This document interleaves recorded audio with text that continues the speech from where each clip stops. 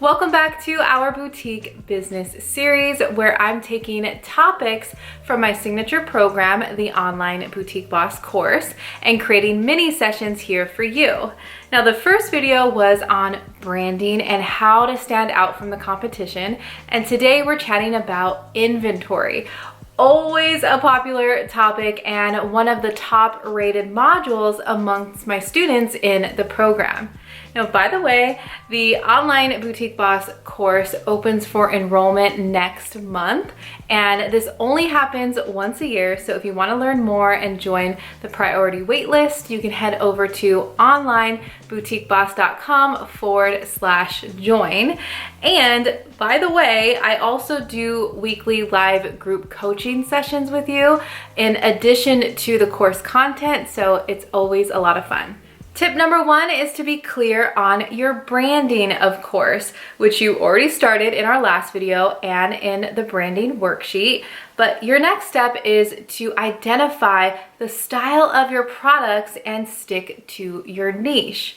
When you narrow down your product niche, or in other words, the style or category of your products, the products that you sell, whether that's women's or children's clothing, men's shoes, handmade jewelry, whatever that is, when you narrow that down, you will actually reach more people. Instead of trying to reach everybody and anybody, you will reach your target customer, which is the goal. So narrow down the category and style of those products that resonate with your ideal target customer.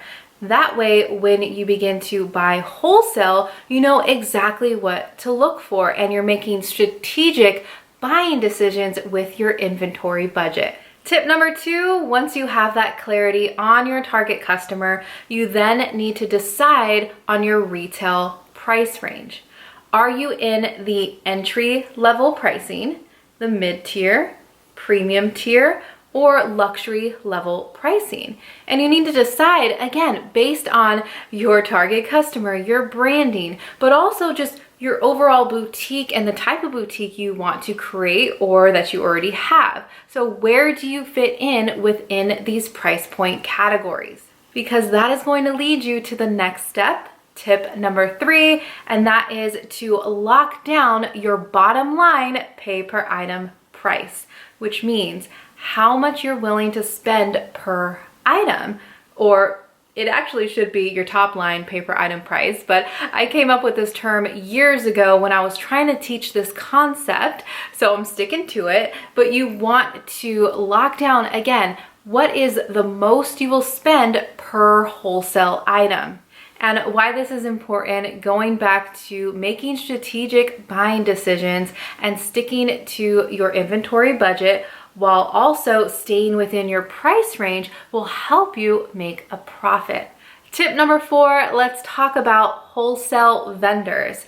I recommend shopping around and only buying one pack per item or style per vendor, or whatever their minimum order requirement is.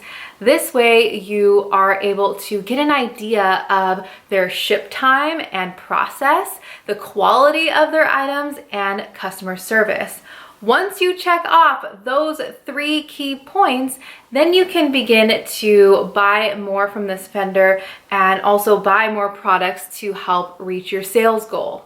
Now, I suggest making a list of your go-to vendors and also taking notes of your top selling items, because your customers will also get familiar with these brands as well and want to come back to your boutique and shop from you because they already know what to expect. And that leads us to the final tip. Tip number five is to take monthly notes and do a quarterly review of your inventory. It's always important to see what maybe worked and what didn't work, and maybe what didn't resonate with your target customer.